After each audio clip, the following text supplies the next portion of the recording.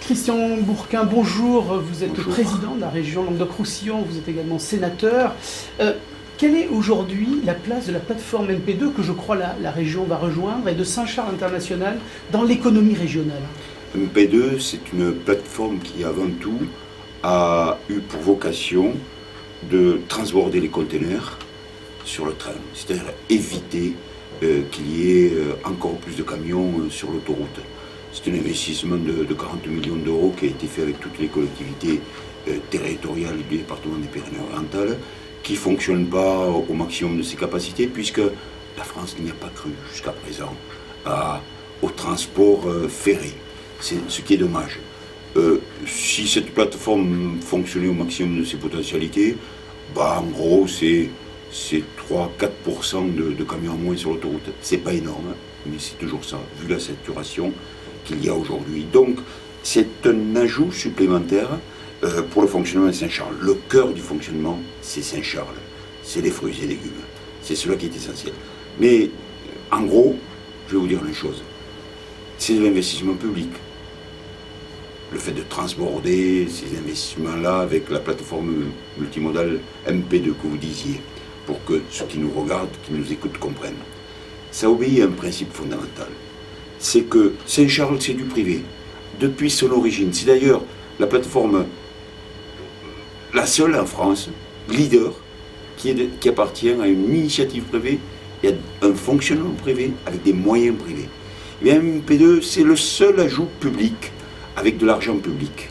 Et moi, je vous le dis, c'est un grand principe dans mon mode de fonctionnement. L'argent public, quand il vient dans l'économie, il sert à ouvrir un sillon. C'est-à-dire que le privé n'y viendra pas sans quoi? C'est quand vous réalisez des ports, l'aéroport, les autoroutes, bref, pour qu'il y ait économie.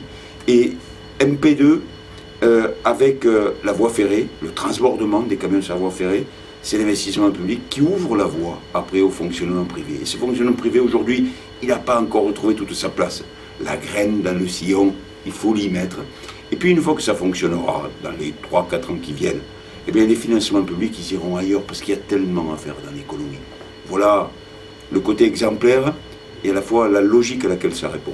Et un des sillons aussi que vous creusez, c'est Saint-Charles Export. Vous avez beaucoup aidé cette structure qui sert à exporter des produits, des fruits et légumes dans toute l'Europe.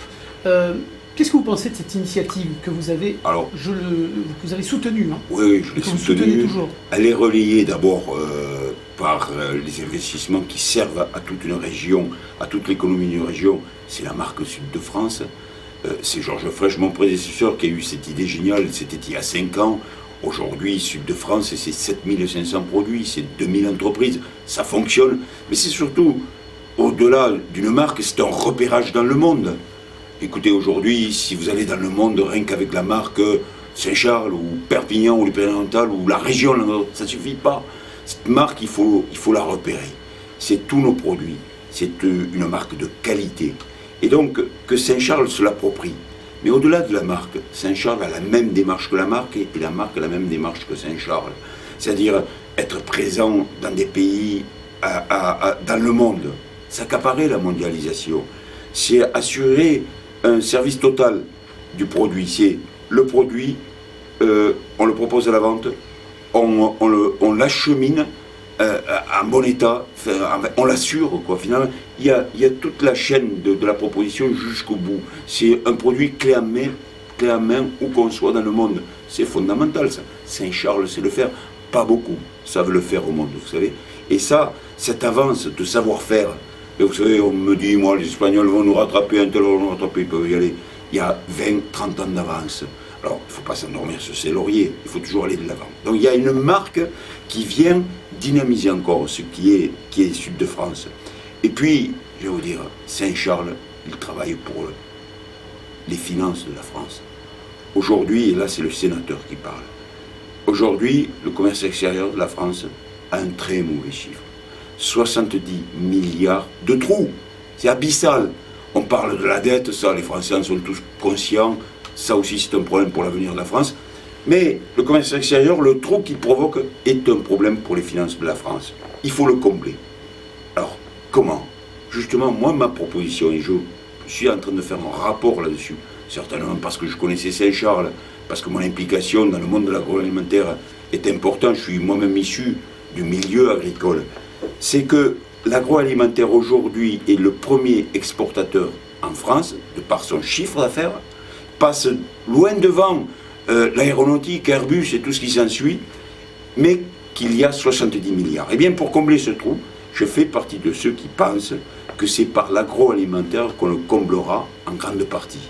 Et donc il faut que plus que jamais, nos produits d'ici ou qui passent par ici aillent dans le monde encore plus facilement. Saint-Charles a un savoir-faire, il faut l'agrandir. C'est bon pour l'emploi local, c'est bon pour nos produits, c'est bon pour notre économie, c'est bon pour nos chiffres de la France, mais il faut continuer. Et alors je suis en train de voir comment on peut ouvrir tout ça, quoi, parce que ça ne se fait pas du jour au lendemain, mais moi j'y crois, et il y a une piste forte. Et donc, vous le voyez, moi, pour mener tout ça, en tant que président de région, j'ai besoin de l'aide de tout le monde. Si je soutiens Ségolène Neuville aujourd'hui, je la soutiens parce qu'elle représente les mêmes options que moi, mais surtout, j'ai besoin d'avoir à mes côtés des élus, des députés, qui fonctionnent dans le même sens, avec la même optique. Et c'est le cas, et donc j'en suis ravi. Et à l'échelle de la région de Languedoc-Roussillon, je suis en train de travailler avec, dans 20 circonscriptions, avec 20 candidats comme Ségolène Neuville, pour aller de l'avant, pour qu'on me soutienne, pour qu'on soit auprès des entreprises, auprès du développement économique, auprès de l'emploi. Voilà. Merci beaucoup, Christian Bourquin. Je vous en prie.